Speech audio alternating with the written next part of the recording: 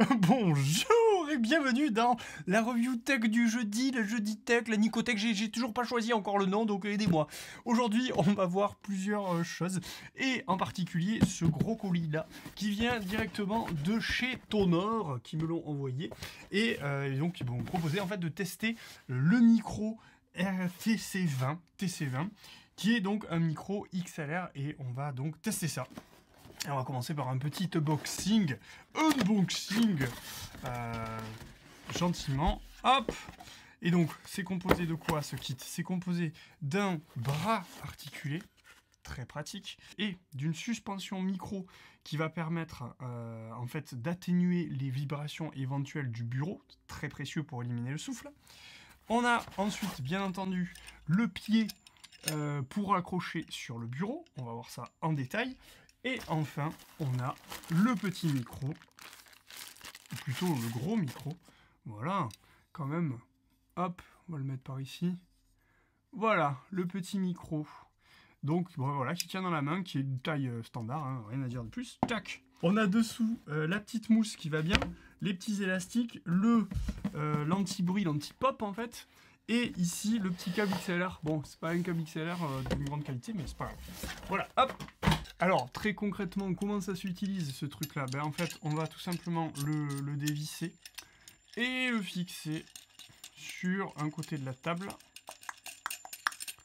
Allez, hop.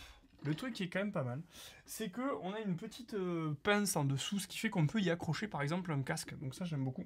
Donc une fois qu'on a mis le petit bras, ce qu'il va nous falloir faire, c'est visser ça, la suspension, hein, moi j'appelle ça, la suspension anti-bruit. Vous voyez, il y a une petite pince qui va permettre de faire venir le micro. Et là, on fait venir le micro en pinçant les deux pinces, ça c'est cool.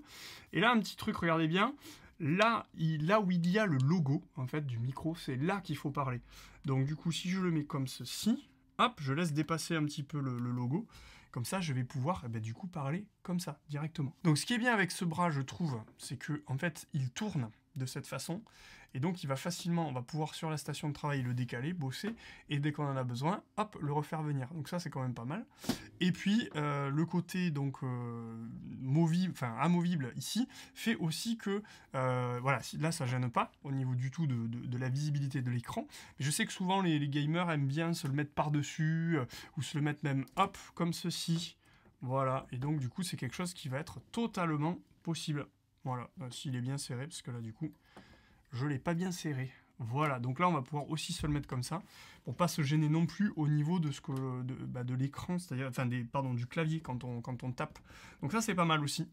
Voilà, et bien sûr si on le met aussi proche, soit on utilisera la petite bonnette qui va bien, tac, voilà, soit on pourra aussi utiliser le petit filtre anti-pop. Et voilà, bonjour. Alors on se retrouve avec toute l'installation faite. Là vous entendez le micro perche que vous entendez habituellement dans mes vidéos.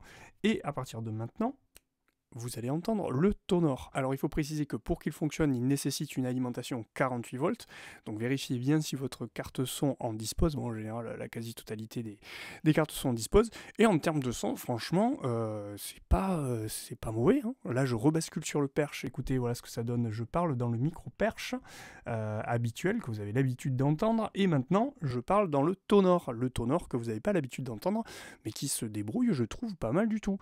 Le perche, on est sur le perche ici, sur le perche. Et là, on est sur le Tonor, voilà. Donc en AB, comme ça, vous me direz ce que vous préférez, mais je trouve que franchement, il s'en débrouille très très bien. Et vu avec quoi il est livré, c'est-à-dire là, j'ai même pas mis ni le pop, ni le filtre anti-pop, ni la petite mousse. Franchement, c'est pas mal. Franchement, c'est pas mal.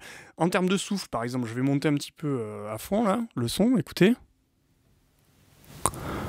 Voilà, quand je suis dans la dernière tranche de ma carte son, il y a du souffle et c'est normal. Si je fais pareil avec mon micro perche, là on rebascule sur le perche.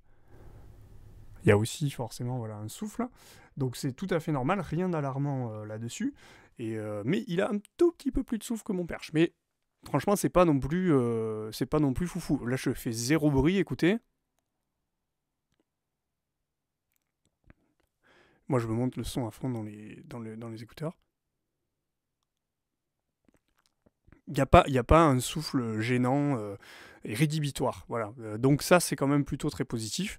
Et voilà, on rebascule sur le face caméra.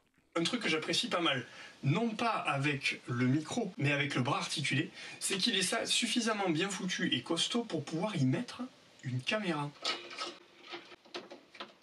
Voilà. Et ça, franchement, c'est pas mal. Alors bien sûr, on va pas mettre une caméra qui pèse des plombes, mais là, du coup, honnêtement, ça fait le taf, c'est top. Pam, parfait. Et je peux, du coup, bouger ma caméra. Alors en plus, avec la petite tête Joby, là, hop, voilà, je peux la mettre où je veux. Et ça peut me faire le face caméra, par exemple, je peux me mettre là et me filmer en même temps. Donc ça, c'est un vrai plus, je trouve, de ce pied, enfin de ce bras, c'est qu'il est costaud. Donc non seulement, bien sûr, on va pouvoir s'en servir pour mettre le micro, mais on pourra également s'en servir pour mettre, pourquoi pas, une petite caméra. Voilà, sur ce, moi j'espère que cette présentation, ce jeudi tech vous a plu. N'hésitez pas encore à soumettre, pourquoi je fais ça, à soumettre encore vos idées de noms pour cette série du jeudi. Et moi je vous dis à bientôt, ciao.